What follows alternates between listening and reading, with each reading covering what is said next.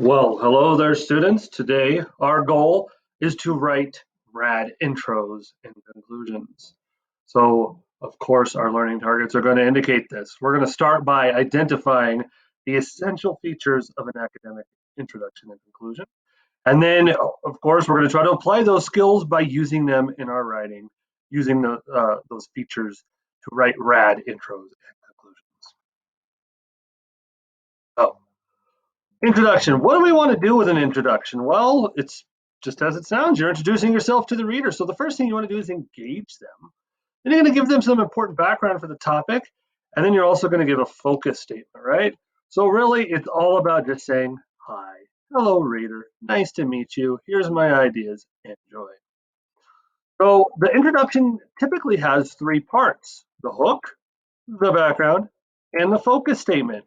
You've probably heard of something like a thesis or maybe even an essay map. Purpose statements aren't too common, but these all are kind of a focus statement, which just provides focus for your writing and for the reader. So we're going to look at all this stuff, and we're going to start with the hook. And just as you would imagine a hook to get a fish, you want to reel in your readers with something engaging or interesting, right? So we're going to look at four basic hooks. One is the interesting factor statement. We also have a focus question, story or an anecdote, or an interesting reversal. Now, there are many different types of hooks, but these are just kind of, I think, the most common four. And to me, honestly, the best ones. But here we go. We're going to go through each hook and we're going to use the topic of school uniforms for our examples because we all know we love school uniforms, right? Okay. Let's look at an interesting fact or statement. You want to think about some fact or something that just would shock your readers to know about, right?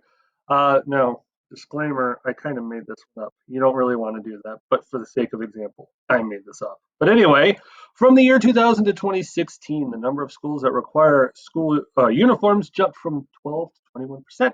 That is a huge increase. And if that were true, that would be a huge increase.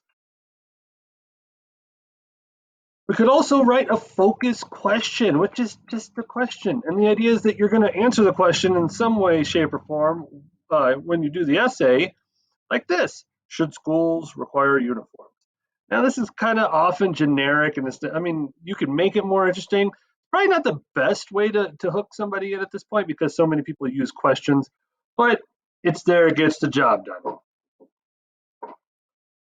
We also have story or anecdote, which is a little bit more involved in some ways, but what you do is you put the topic in your reader's mind, you describe it to them and help them see it, right?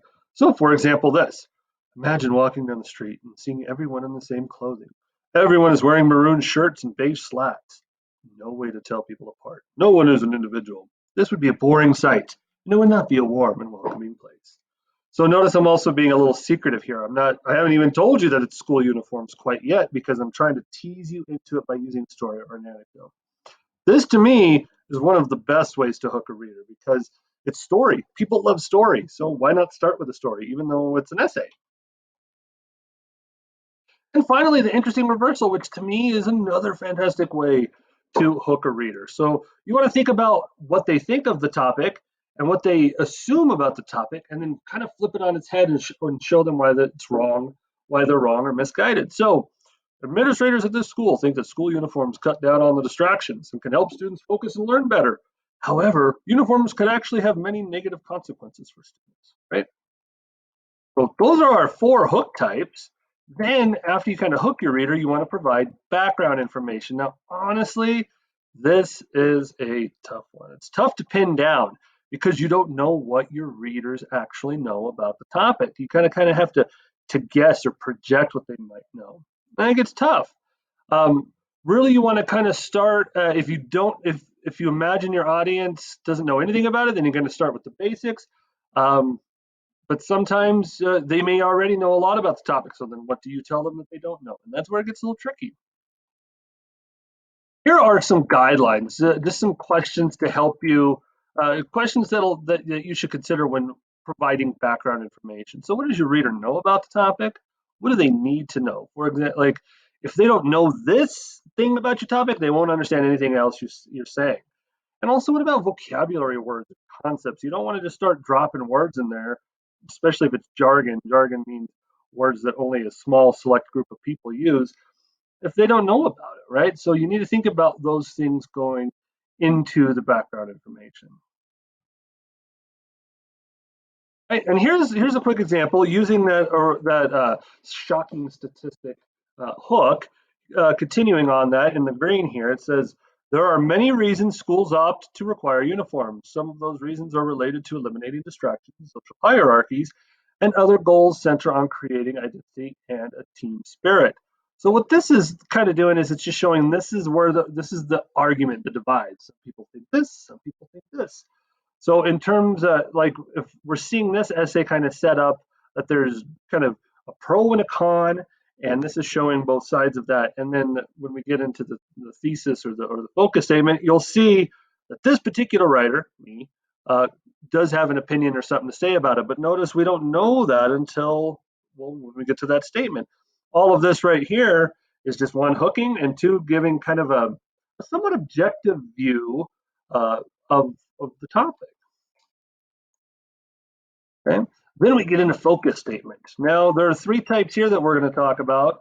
There is thesis or main idea, which a lot of us have probably heard about. Thesis refers more to argumentative and claim-based writing, whereas main idea is more factual or informational text. We also have a purpose statement, which is very much like a thesis.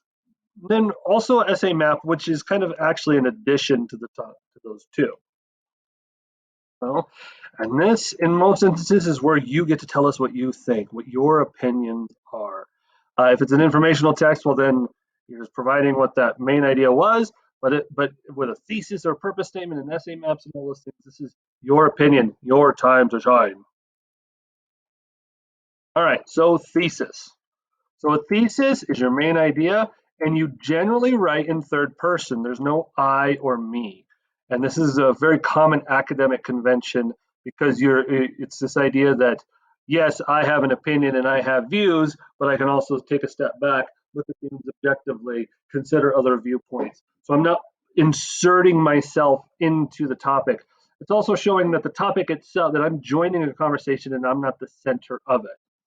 So a thesis is, and not using the I or me statements are very important to accomplish that goal. You build something called, you build a rapport with your audience and you show them that you are not the most important part of this writing or this topic. You also, and this is also generally for argument or analysis writing, right? And it usually is a claim, right? For informational text, it's kind of the general takeaway or the key idea, right? All right. So here's what it looks like with our example from before, right? So uniform policies don't always work, and schools should consider free dress policies, right? So this is my opinion, my idea. I've set it up. Now I'm telling you what I think. But in this case with the thesis, I don't use I or me. It's just kind of a third person way of explaining that this is what I think, but I'm not telling you explicitly, right? Notice the use of the word should. That's very common, particularly with a policy claim. That we should do this. This is important, and that's the thing. All right, now purpose statement. What's the purpose statement? Well, it's pretty much like a thesis statement, but you are inserted into the conversation. It's a statement of intention for your readers, what you want to accomplish, and it does often use I or me, right? Now, again, this is okay in some academic situations, but if you don't know, use a thesis. Stay away from the first person I and me, unless you know it's okay. Usually, this might be a question you ask your teacher. Okay? So here's how this example would look here. So instead of a thesis, you could write something like this. My goal in this essay is to show free dress policies are the best option, right? So I am inserted into it. I'm kind of more explicit with my intention, saying I want to accomplish this. This is my goal. This is what we want to do. That sort of thing. Okay. So you'll notice that purpose statement and thesis are pretty much the same things. It's just a matter of first person versus third person. Right now, an essay map is kind of included with a thesis or purpose statement. And just like it sounds, it maps out the topic sentences or the main idea of your paragraphs. right? So here's what this would look like here.